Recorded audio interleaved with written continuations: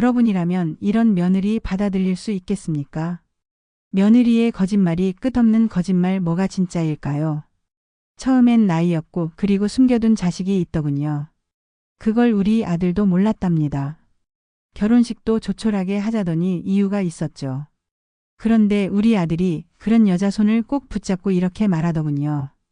매일 밤 12시 세월의 창가에 앉아 조용히 꺼내보는 마음속 이야기들. 좋아요와 구독, 알림 설정으로 그 조용한 위로에 함께해주세요. 안녕하세요. 저는 올해 63, 남편은 일찍 세상을 떠났고 아들 하나 있는 평범한 시어머니입니다. 오늘은 너무 오래 참고만 있었던 제 속 이야기를 이 방송을 통해 누군가 들어주셨으면 해서 이렇게 글을 씁니다. 며느리 하나 잘못 들여놓고 제 인생이 이렇게 망가질 줄은 정말 꿈에도 몰랐습니다. 우리 아들 34입니다. 대학 졸업하고 직장생활 꼬박 10해 넘게 하며 누구보다 성실하게 살아온 아이예요. 결혼에 대해선 조심스러워해서 나이 30 넘어도 연애도 잘 안 하더라고요.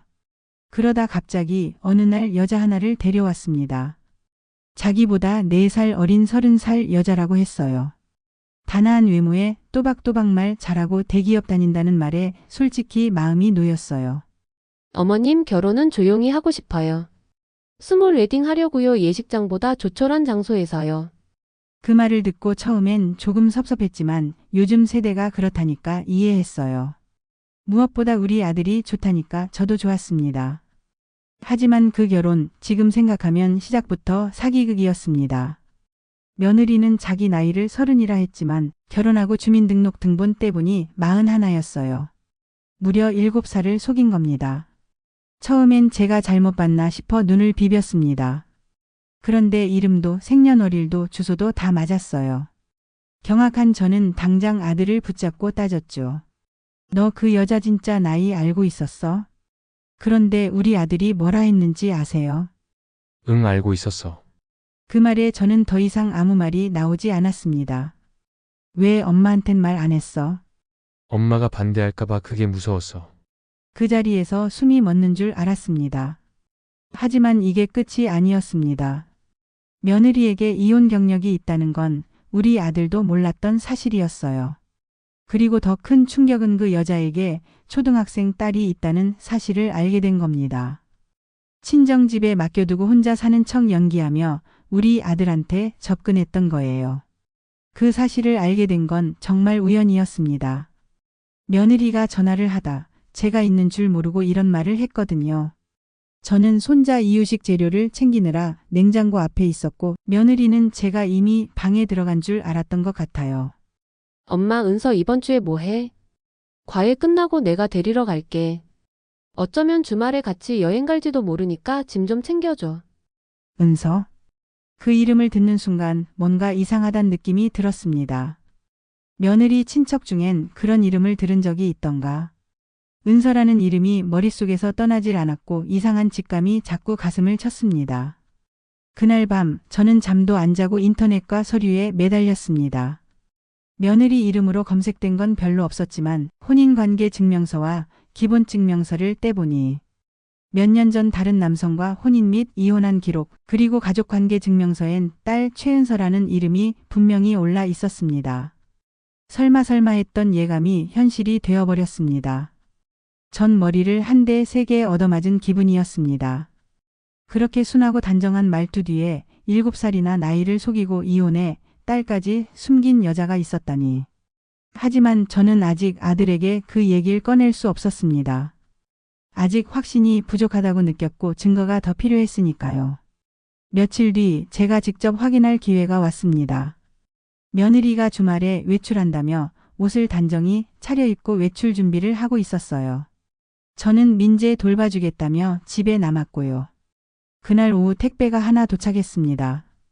박스 위엔 은서 어린이 영어 전집 세트라고 적혀 있었고 수취인 이름은 며느리였습니다.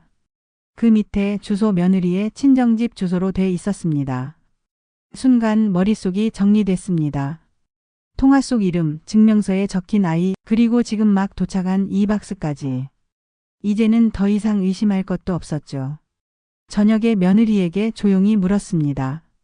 은서가 누구니? 그녀는 눈을 동그랗게 뜨더니 아무 말도 하지 못했습니다. 입술이 파르르 떨리고 손이 조금씩 흔들리더군요. 저는 서랍에서 꺼낸 서류를 조용히 펼쳐 보였습니다. 내 이름으로 떼본 기본증명서야. 여기에 다 나와 있어. 그녀는 잠시 고개를 숙이더니 결국 무너져 울기 시작했습니다. 죄송해요 말할 용기가 없었어요. 우는 소리가 나자 아들도 나와보더군요. 손에 든 기본증명서, 혼인관계 증명서, 택배 송장을 하나하나 펼쳐 보이며 조용히 말했습니다. 내 마누라, 나이도 결혼 경력도 심지어 자식 있는 것도 다 거짓말이더라. 아들은 처음엔 멍한 얼굴을 하다가 천천히 고개를 떨궜습니다. 그리고 한참을 침묵한 끝에 입을 열었습니다. 나이는 알고 있었어. 30이 아니라 41라는 거. 근데 애까지 있는 줄은 몰랐어. 저는 숨을 깊이 들이쉬었습니다. 물론 아이가 있다고 무조건 반대할 일은 아니었습니다. 하지만 기초적인 진실조차 숨기고 시작된 관계를 가족이라 부를 수 있을까요? 그녀가 뭐라 변명하려 했지만 저는 단호히 말했습니다. 너 진심으로 우리 가족 될 마음 있었니? 처음부터 다 속이고 시작한 관계를 어떻게 사랑이라 말할 수 있니? 며느리는 이제 울지도 않았습니다. 오히려 담담하게 고개를 끄덕이며 말하더군요. 처음엔 저도 여기서 다시 잘 살아보고 싶었어요. 근데 무서웠어요. 말하면 다 잃을까봐. 그러더니 그동안 죄송했다며 짐을 싸서 나가겠다고 했어요. 어머니, 언젠간 용기 내서 말씀드려야지 했는데 이렇게 알게 해드려서 죄송해요. 어찌나 기가 차던지요. 법적으로도 중대한 사실 은폐에 의한 혼인 취소 사유가 충분했기에 저는 바로 변호사를 선임하겠다고 했습니다. 하지만 이때 우리 아들이 며느리를 막아섰습니다. 과거가 어떻든 무슨 상관이야. 나 당신 진심으로 사랑하고 당신도 그런 마음인 거 알아. 그동안 혼자 소갈이 하느라 얼마나 고생이 많았어. 여보 이런 못난 사람이라 정말 미안해. 근데 나 정말 자기만이 사랑해. 이것만은 진심이야. 정말 기가 차더군요. 어디서 뭘 하다가 젊은 나이에 아이까지 낳게 된 건지 모르는 여자를, 그리고 그 모든 과거를 속이기까지 한 그 못된 녀석을 오히려 감싸주더군요. 저는 화가 나서 정신 차리라고 소리도 쳐보고 회유도 해봤지만 아들의 입장은 강경했습니다. 결국 지금은 어떻게 지내냐고요? 아들 녀석은 늙은 엄마는 버려두고 지 와이프랑 아들 데리고 나가서 삽니다. 그리고 은서라는 그 아이까지 결국 데려와서 같이 산다더군요. 지금 와 생각하면 내가 대체 뭘 위해 그렇게 애지중지 아들을 키웠나 싶어요. 밤새 열나면 이마에 수건 얹어주고 학원 뺑뺑이 돌리고 대학 등록금에 결혼자금까지 다 내가 했는데 그렇게 키운 자식이 결국 거짓말로 시작된 인연을 감싸고는 친엄마를 뒤로 한 채 나가버리네요. 말이 좋아 가족이지 결국 제 새끼만 소중한 거예요. 본인 가정 지킨다고 그깟 진실 하나쯤은 묻어도 괜찮다고 생각한 거겠죠. 참 어이가 없어요. 세상에서 제일 가깝다고 믿었던 아들이 결국은 나보다 거짓말한 여자 손을 잡을 줄은 몰랐습니다. 은서? 그 아이가 무슨 잘못이 있겠어요. 다만 그 아이를 생각만 해도 제 가슴이 답답해져요.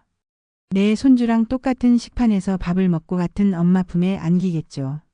그걸 어떻게 봐요, 제가. 그래서 저는 그 누구의 잘못도 묻지 않기로 했습니다.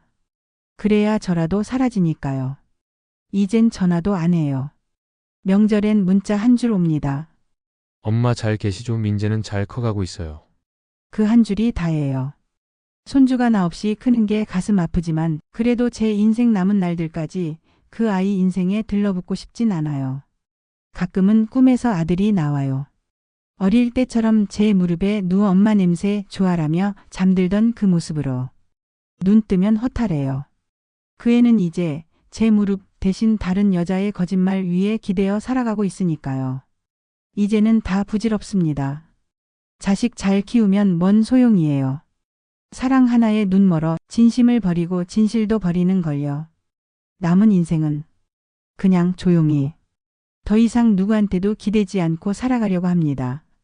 가슴이 텅 비어서 그저 헛헛하고 막막하지만 그저 제 밥은 제가 챙겨 먹고 밤마다 이불 덮으며 잘 수 있는 게 어디냐는 마음으로 견뎌야지요. 혹시 비슷한 일을 겪으셨거나 떠오르는 생각이 있으시다면 댓글로 남겨주세요. 여러분의 경험이나 의견을 함께 나누면 더 큰 위로가 될 수 있습니다.